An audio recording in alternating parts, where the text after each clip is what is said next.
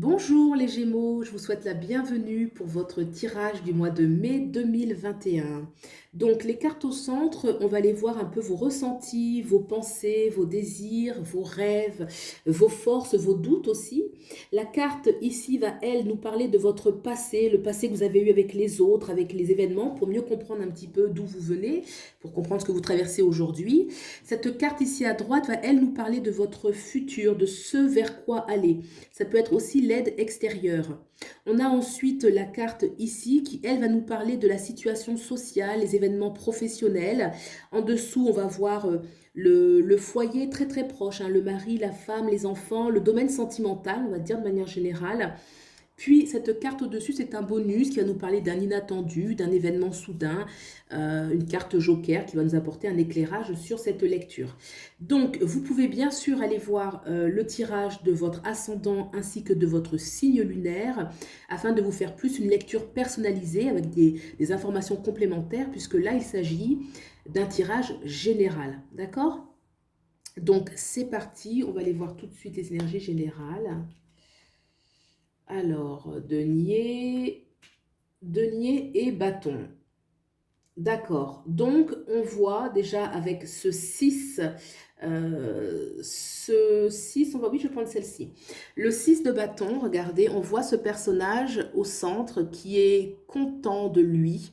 Il vient de réaliser un exploit magique, hein. Là, on dirait que ce sont des magiciens, hein. Là, on est dans la forêt enchantée, hein. C'est le tarot, la forêt enchantée. Et donc, ce magicien vient de faire quelque chose qui est bien. Il est content de son travail et il en est profondément satisfait. On voit que ça émane un petit peu là au niveau du cœur. Et il y a aussi une reconnaissance. Donc là, peut-être qu'on est dans une recherche d'accomplissement, de faire quelque chose qui nous fait du bien, qui va dans le sens de ce que l'on souhaite, mais qui va aussi nous permettre d'avoir une reconnaissance, hein, une reconnaissance des autres, une reconnaissance sociale. On va être reconnu pour sa valeur, on va être reconnu pour ce dont on est capable, d'accord? On a justement derrière, pour arriver un petit peu à cet accomplissement, puisque là on voit que c'est aussi l'énergie d'accomplissement avec ce 6 de bâton, on a le chercheur ici, hein. Alors là dans ce tarot, on dit le Seeker of Boons. Là on voit quelqu'un qui cherche un trésor. Regardez ce personnage.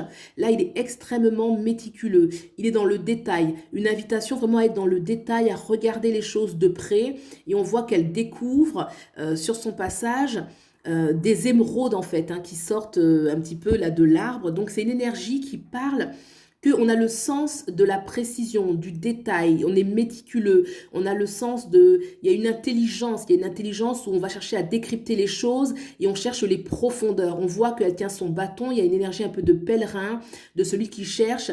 Elle est quand même bien... outillée, hein. Il y a les outils dont elle aura peut-être besoin dans cette quête. Voilà, une énergie de quête, c'est exactement le mot. Il y a une quête, une quête. Alors, l'énergie qui se dégage de la carte, c'est une carte d'amour, d'énergie d'amour. C'est-à-dire qu'on cherche quelque chose, mais qui vient dans les profondeurs de son cœur, hein. Cette énergie verte, cette cape verte va rappeler le chakra du cœur. Donc là, il y a quelque chose qu'on recherche, qui a beaucoup de sens et beaucoup de valeur, hein. Beaucoup de valeur avec cette carte des deniers. On a vraiment l'énergie Seeker of Boons. Les deniers nous parlent de richesse matérielle, donc ça peut être ça, bien évidemment, mais ce qui a de la valeur pour soi. Donc là, on voit un chercheur, quelqu'un qui cherche, un chercheur de connaissances. Ça dépend de ce qui pour vous a de la valeur aujourd'hui. Est-ce que c'est la connaissance? Est-ce que c'est le bien matériel? En tout cas, on voit que cette personne est... il y a un certain calme parce que voilà, il y a une assurance, on est précis et ça va être porteur. On voit quand même que cet arbre est florissant, il y a quelque chose de luxuriant, une nature qui est luxuriante. Donc cette attitude est bonne et va être porteuse de bons fruits. D'accord? On a le 9 de bâton. Alors, le 9 de bâton, effectivement, on voit quelqu'un, il y a quand même une énergie. Moi, je trouve qu'il y a une énergie dans ce jeu d'action. D'accord? Là, on voit quelqu'un qui est en train de chercher, là, quelqu'un qui a accompli, et là, quelqu'un qui manifeste. Donc là, c'est une magicienne qui est en train d'accomplir le 9 de bâton. Donc, elle accomplit sa volonté. On voit elle gère un petit peu les énergies, hein. C'est comme s'il y avait des circonvolutions de prana ici. Donc, elle a la maîtrise un petit peu des éléments, elle a la maîtrise de sa force. Elle est venue tout de même agir la nuit. Il y a une notion de faire les choses en secret, de savoir ne pas forcément montrer ou dire tout ce qu'on est en train de faire, d'autant qu'on a des yeux derrière. Si vous regardez de près la carte, on a des yeux qui scrutent. Alors, est-ce que ces yeux sont bienveillants ou pas? On peut quand même se poser la question. Ils ont l'air de la scruter, donc un peu une notion d'être vigilant, une invitation à être vigilant, à faire les choses dans le secret. Elle s'est quand même, elle a mis un cercle autour d'elle qui peut être un cercle de protection, mais il y a quand même dans ce jeu une énergie où on veut vraiment manifester sa propre magie. Hein, moi, je ressens ça. Alors, bien sûr, c'est la forêt enchantée, mais voilà, dans l'énergie du tarot, c'est ça. On est vraiment en train de vouloir manifester sa propre magie, sa propre connaissance, allier la connaissance avec l'action. La connaissance, on est encore en train de la chercher, on est encore méticuleux et on veut faire quelque chose de grand. On le voit avec ce 6 de bâton qui a vraiment réalisé quelque chose concrètement dans la matière et qui va attirer par cet exploit beaucoup de reconnaissance dans l'entourage. D'accord? On va regarder d'où vous venez pour comprendre un petit peu cette énergie actuelle. Alors, on a la carte du monde. D'accord, d'accord, d'accord. La carte du monde, regardez, elle est magnifique cette carte. On voit un cerf. Ce cerf, il a quitté, ce magnifique cerf blanc, il a quitté la forêt. Il est en train de la quitter, hein. Il est en train de la quitter. Il regarde une dernière fois derrière lui et il va prendre ce grand chemin qui va l'amener vers l'inconnu, l'aventure, le renouveau. Donc pour moi, c'est une carte qui parle que dans le passé, peu importe ce que vous avez vécu, que ce soit positif ou pas, vous avez tourné une page qui est importante, très importante. Hein. La carte du monde, d'ailleurs, on voit, voilà, le cerf, il a la connaissance maintenant, il part riche de la connaissance de ce qu'il a vécu. Il regarde une dernière fois. Ça peut être effectivement une expérience, voilà, une expérience qui peut avoir été douloureuse ou pas, hein, mais en tout cas très riche d'enseignements, mais que vous avez déjà pris la décision, hein, là en tout cas, vous regardez une dernière fois, vous sortez de la forêt, hein, donc là on n'est pas encore pleinement dans l'aventure, mais ça y est, on a quand même fait le choix, on se retourne et on y va. Et c'est pour ça justement qu'il y a cette belle énergie ici du chercheur, c'est que là, on cherche parce qu'on est dans quelque chose de nouveau, on est dans une nouvelle dynamique où on va aller dans plus de profondeur, on va vraiment aller dans des recherches qui nous ressemblent plus. On a quitté un petit peu tout ce qu'on connaissait, ça peut être ancien travail, ancienne relation, tout ce qui est dans l'énergie de l'ancien, parce que là on est dans quelque chose de nouveau, on va accomplir quelque chose qui nous ressemble plus, hein, qui vraiment émane du cœur. On voit là que cette réalisation, vous voyez, on voit quand même toute l'énergie au niveau du plexus solaire, du chakra du cœur, c'est illuminé, donc il y a quelque chose vraiment, on voit comment il est heureux de cet accomplissement. Donc vraiment une énergie où on va accomplir quelque chose qui nous ressemble plus, d'accord? Une énergie quand même de secret.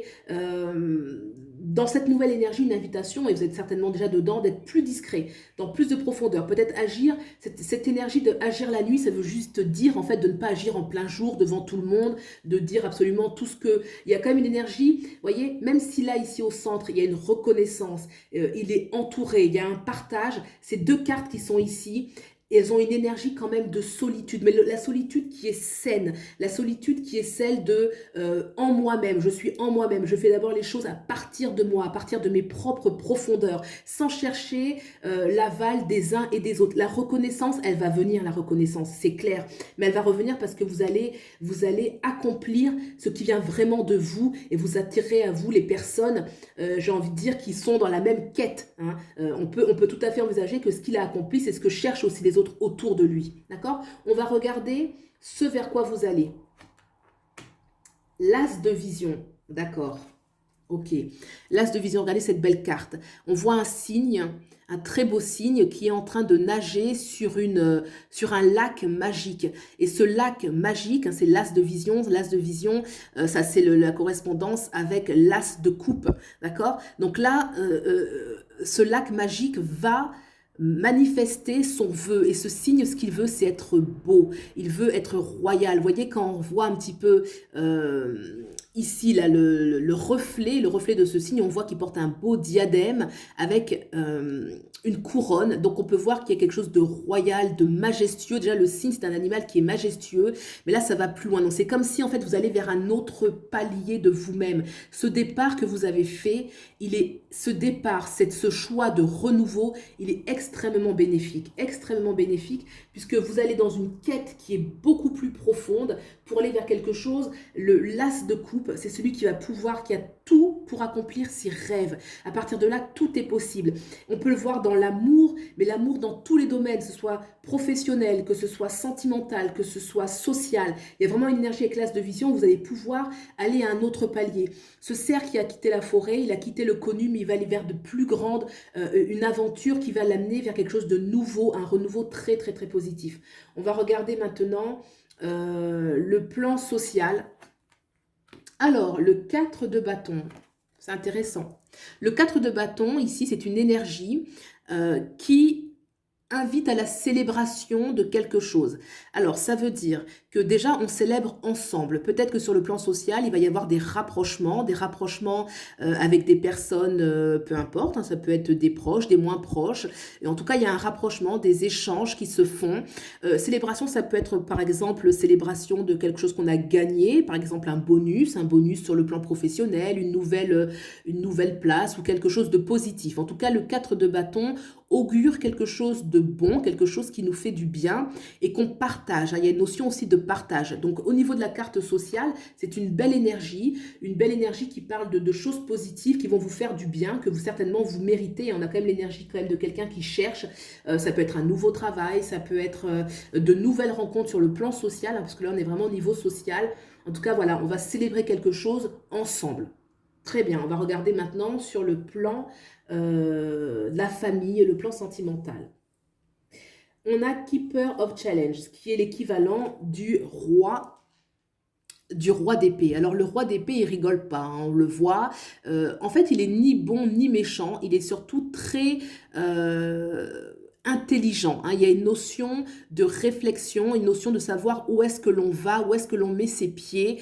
Peut-être qu'il y a des remises en question, hein. Le Keeper of Challenge, le roi d'épée, va lui évaluer la situation. Il y a une notion qui est un peu mentale, qui est un petit peu stratégique, de savoir qu'est-ce qu'il faut faire.